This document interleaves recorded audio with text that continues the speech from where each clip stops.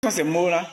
Ce sont des mots que j'ai récupérés dans un test que j'avais des difficultés à lire. Ouais, à lire, ok. Maintenant, qu'est-ce que tu as fait?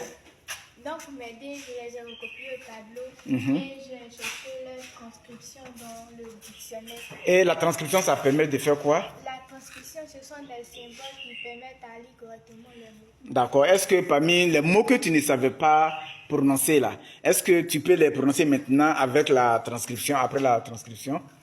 Ok. Donc, tu me lis un mot. Contribute.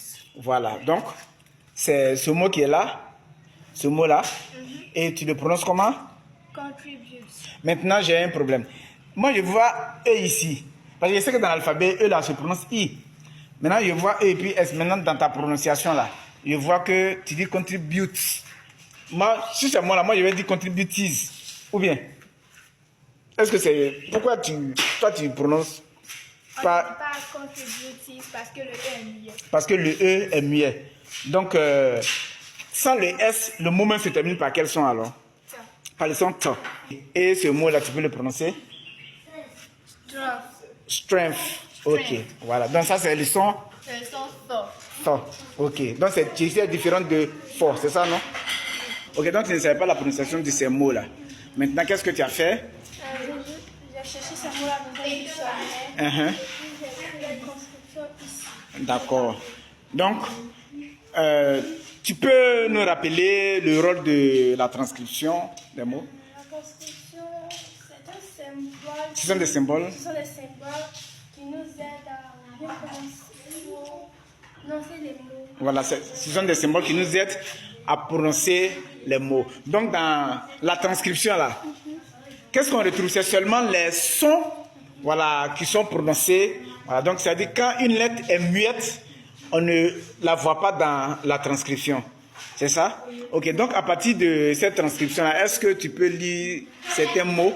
Now, Ok, also, d'accord. government, Ok. each, Et puis rich. Ok. Mister, est-ce que quelqu'un peut parler l'anglais normalement mais écrit de cette manière-là? Non, non, ça, ce n'est pas l'orthographe. L'orthographe, c'est ici. Donc, dans les livres, quand dans les cahiers, vous copiez les leçons, là, c'est ça que vous utilisez. Ici, ce sont les symboles seulement qui permettent de prononcer. Voilà.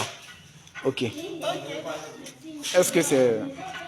Est-ce que c'est tout le monde qui connaît cette manière d'écrire?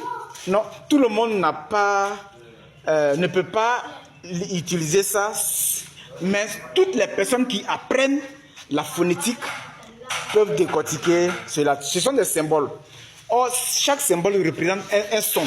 Donc, c'est en étudiant, on te dit par exemple ça. Quand tu vois ça, donne-moi la craie là. Par exemple, quand on voit ça, ça se prononce comment? C'est quel son? Non, ça c'est quel son? Jo. C'est le son Jo. Mais comment tu sais que ça là, c'est Jo? Parce qu'on m'a appris. Voilà. Donc, ce sont des symboles. C'est comme...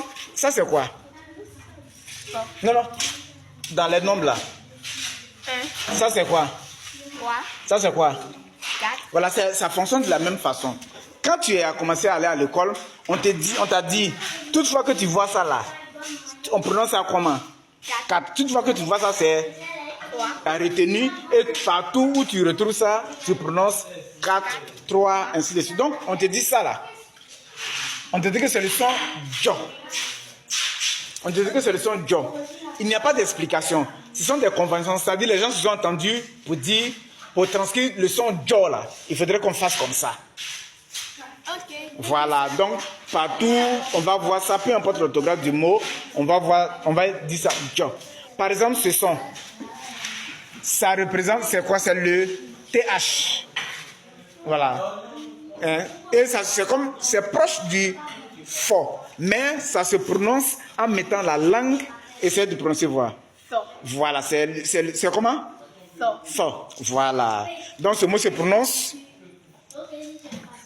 strength. Voilà. Voilà. Ça c'est le son. C'est un son qu'on appelle le son comme dans speaking, comme dans English. Par exemple ici comme ça. On a quel son? On a le son E. Et ça, c'est le son. C'est le son So. Ok. Donc, le mot se prononce comment? ethnique, Voilà, ethnique. Encore? ethnique, Alright. Voilà, ça c'est la transcription. Comment ce mot-là se prononce, c'est ça, non? D'accord, donc il faut essayer de prononcer. reflect, Comment? reflect, Reflect. L'utilité du dictionnaire. Oui? Attends, ouais. Le dictionnaire permet de mieux prononcer les mots. À travers quoi? Les mots à travers la transcription. À travers la transcription. Ok. Donc, ça veut dire quoi? Si tu ne connais pas un mot, tu ne connais pas un mot, il suffit de faire quoi? Il suffit d'avoir un dictionnaire et puis chercher dans le dictionnaire. Parce que dans le dictionnaire, ce n'est pas seulement que la définition du mot. Voilà, le dictionnaire nous donne plusieurs éléments, tels que la nature du mot, est-ce que c'est un nom, est-ce que c'est un verbe, est-ce que c'est un adjectif. Tout ça, ce sont des choses que le dictionnaire nous donne.